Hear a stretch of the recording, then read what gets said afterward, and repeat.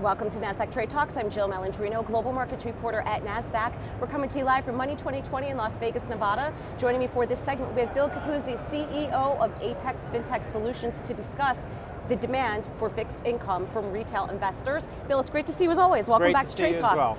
It's interesting, a very key theme here at Money 2020 is this rising demand that we've seen from retail investors for fixed income. Why do you think that is? Well, think about the markets today, right?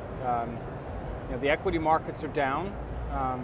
There's lots of volatility with lots of the issues in so the broader world. Lots of volatility in the equity markets. Number one. Number two is, as the Fed has raised rates over time, it's created opportunities for retail investors to get yield through avenues other than equities, right? So what's happened historically is people have taken their money, right, when the Fed raises rates and they put it in a money market fund.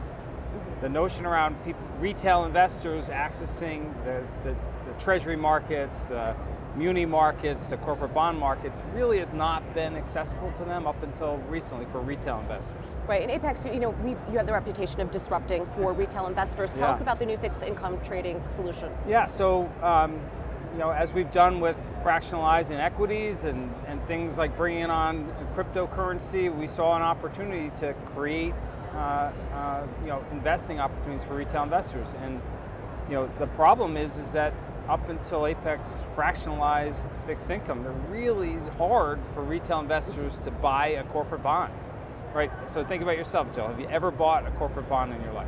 Absolutely not. It's a complex asset class.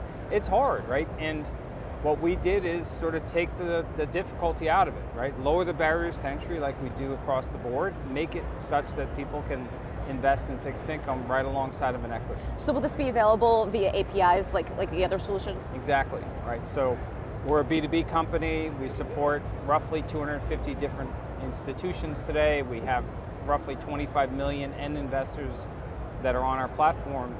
And the premise there is, hey, we're going to be that sort of man or woman behind the curtain.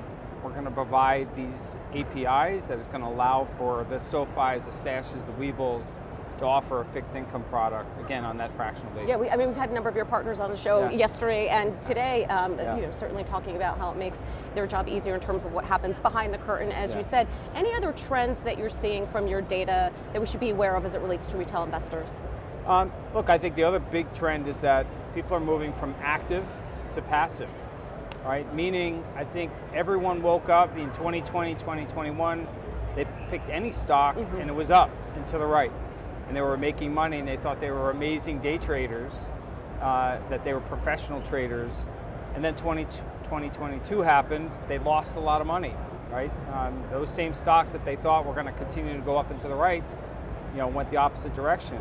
So we saw a big trend that's still continuing to play out, which is sort of a mix shift from picking stocks to putting money more passively into like an index product or into a sort of a direct index product across a number of different equities. All right, Bill, appreciate the insight as always. Thanks for joining us on TradeTalks. And thanks for joining me from Money 2020. I'm Jill Malandrino, Global Markets Reporter at Nasdaq.